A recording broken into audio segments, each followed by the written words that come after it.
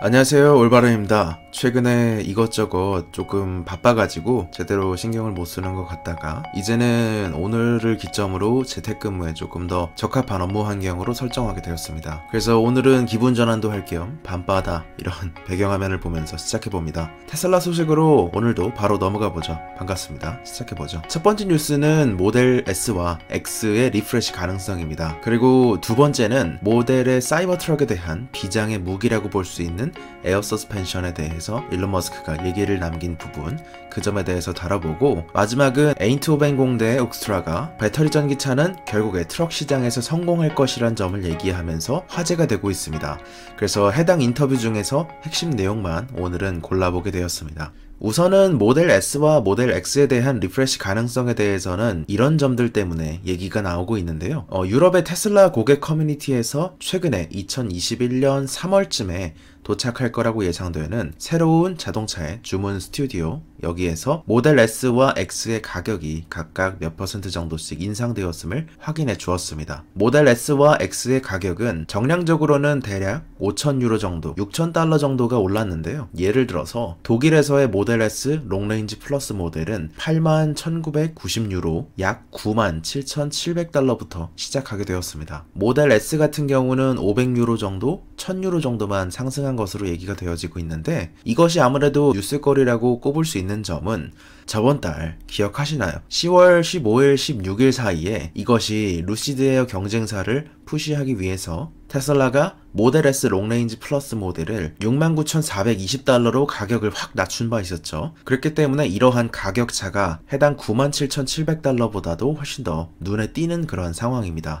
그리고 이 점은 이제 워낙에도 가격은 높은 편이었지만 그것을 조금 더 높인 상황이기 때문에 이것이 눈에 띄고 있는데요. 미국은 가격을 내리고 유럽은 가격을 올렸으니까요. 그럼에도 가격 변동이 있더라도 판매량이 상대적으로 모델 3나 모델 Y를 변동하는 것에 비해서는 해당 가격 인상이 큰 움직임이라고 보기는 조금 어렵습니다. 물론 이제 이 가격은 실제 유럽에서는 일반적으로 세금 문제들도 크기 때문이겠지만 하드웨어의 가격 인상은 테슬라의 전략상 흔치 않았던 케이스이기 때문에 몇 가지 주요한 가능성들이 두 가지로 얘기되어지고 있습니다. 첫 번째는 모델 S와 X에서 얼마 전에 일론 머스크가 새벽 2시에 인터뷰를 했었죠. 정말 피곤해 보였습니다. 그래서 얼마 전에 유러피안 배터리 인터뷰에서 했던 내용처럼 700km 배터리 정도, 약 435마일 정도 배터리를 사용하게 될 가능성에 대해서 언급되어지고 있습니다. 그렇게 된다면 652km 정도에서 700km 정도 수준으로 약 7.36% 정도의 주행거리 향상이 예상되어지는데요. 그러면서 얘기되어지는 것이 외관이나 인테리어를 바꿀 가능성에 대해서도 얘기되어지고 있습니다. 그런데 지금으로서는 이러한 가격을 통해서 저희가 먼저 접근을 할 수밖에 없는 것은, 유럽은 배송시간, 리드타임까지가 미국은 몇 주 정도 수준이나 유럽은 4개월 정도 이상이기 때문에 그러한 상황이 도입과 동시에 발표가 나올 수 있는 상황이 앞으로 3개월 안에 예상된다고 봐도 되겠죠. 한마디로 리프레시 가능성에 대해서 얘기가 되어지고 있는 시점입니다. 2019년에는 리프레시가 없을 것이다 이렇게 얘기했으나 실제로 2016년에 모델 S의 외관상 디자인을 변경했을 당시에도 테슬라는 리프레시라는 얘기를 하지 않았던 점을 생각해 볼 때 이번에는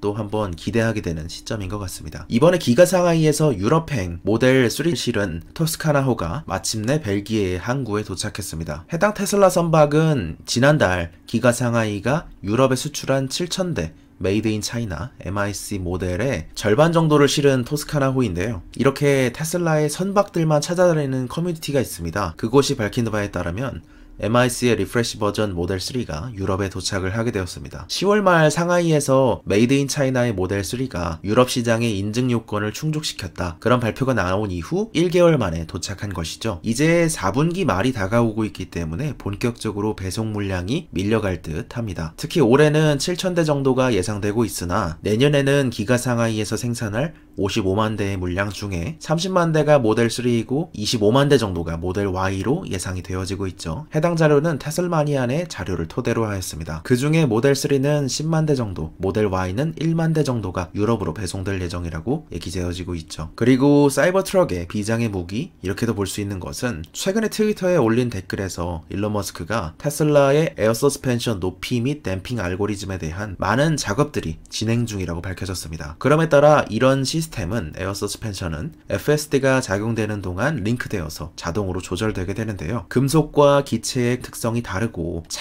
차의 높이를 컨트롤할 수 있다는 측면에서 절대적인 강점으로 하여금 비포장 도로에서는 에어 서스펜션 차고를 높여서 바닥에 쓸리지 않도록 하고 고속주행 시에는 차고를 낮춰서 안정성을 끌어올릴 수도 있습니다. 메르세데스 C클래스에서도 에어바디 컨트롤 옵션이 있고 아우디 Q8이나 폭스바겐 투아렉 같은 데에 있죠. 기존의 라인업으로 따지게 된다면 이러한 스프링에 비해서 고급이나 튜닝카에대만 적용되는 것이 에어 서스펜션이었기 때문에 모델 S와 모델 X 정도에만 차지했었는데요. 모델 3와 X 분야에서는 스프링 서스펜션으로 설정되어 있습니다. 그런데 이제 단기간에 에어 서스펜션으로 넘어갈 것 같진 않으나 계속적인 연구 개발의 강조는 몇 가지 뜻을 품게 했습니다. 첫 번째는 어쨌든 테슬라 차량도 나중에 물량이 많아지게 되면 모델 3나 Y에 비해서는 적은 볼륨을 차지할 모델 S와 X 그리고 사이버 트럭에만 에어 서스펜션이 들어가게 되냐, 그것으로 끝나지 않고 향후를 위해서도 언젠가 모델 Y와 3에도 에어 서스펜션을 받게 될 거란 가능성과 그리고 FSD와 결합되어서 결국에는 내가 운전을 하는 경험에 가장 큰 영향을 끼칠 것이 사이버 트럭에서는 이러한 에어 서스펜션이 될 거라는 그러한 내용이었습니다. 그럼으로써 사이버 트럭 공개쯤에서도 스마트 서스펜션 기능이 강화되면서 모델 S와 X에 사용되는 유사한 기능들을 통해서 승차감을 더욱더 부드럽고 편안하게 높일 수 있는 경쟁력을 갖게 될 거라고 언급했었죠. 고객의 승차감에 포커싱하여서 승차 높이를 자동으로 변경할 수 있는 픽업 트럭은 거의 없는 만큼 앞으로 GM 험머나 F150이 나오는 그런 사이에서 FSD가 탑재된 사이버 트럭 내에서 에어 서스펜션은 차별성을 키우는 어떠한 비장의 무기가 될 수 있지 않나 생각을 해보았습니다. 그리고 에이트모벤 공대의 옥스트라는 결국에 수소연료전지나 디젤 분야가 아닌 전기, 배터리 전기 트럭이 상당 부분의 쉐어를 가져갈 것이라고 예상을 했습니다. 아인트호벤, 이쪽은 이제 박지성, 이영표 선수가 PSV에서 활동하면서 익숙하실 텐데 그 도시가 맞습니다. 혁신을 목표로 하는 대학교이고 특히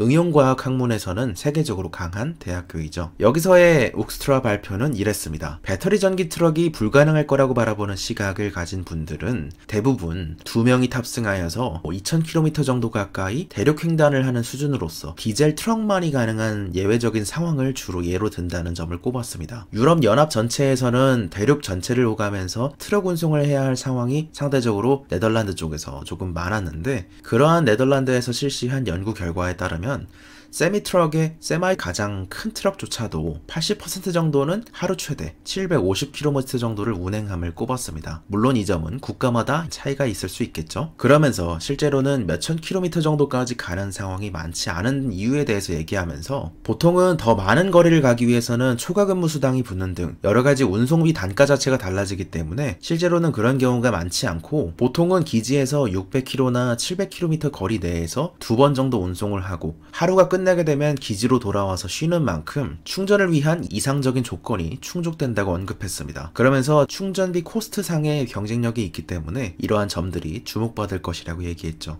또한 이제 배터리는 셀 단위의 에너지 덴시티 그리고 팩 단위, 테슬라처럼 예를 들어서 뭐 셀 투 셰시로 붙여버리는 등 여러가지 영역에서 에너지 밀도가 높아지고 있기 때문에 빠르게 가벼워지고 있고 파워트레인을 전기식으로 바꾸게 된다면 전기 드라이브 트레인으로 바꾸게 된다면 훨씬 더 가벼워지는 점을 이야기했습니다. 기존의 드라이브 트레인을 전기 드라이브 트레인으로 교체하게 되면 많은 무게를 줄일 수 있게 되는데 처음부터 기존 트럭을 재설계하는 과정을 통해서 거의 3톤의 중량을 테슬라 세미가 줄일 수 있었음을 언급하고 있죠. 이것이 테슬라 세미가 해낸 일이었고 거의 800km 레인지의 40톤급 배터리 전기차인 세미 트럭이 기존의 디젤 트럭보다 더 많은 화물을 운송할 수 있게 될 거란 점을 꼽았습니다. 그러면서 이분께서는 테슬라를 언급하는 분야에 대해서 약간 팬보이처럼 보일 수 있기 때문에 언급을 많이 하시려고 하진 않았는데 처음 자동차 시장에서 전기차는 골프카트로 정도만 생각되었죠. 그런데 2010년대 초반 테슬라가 로드스터를 처음 세상에 놓았을 때 그때처럼 시장의 환경과 인식은 빠르게 바뀔 점을 꼽고 있습니다.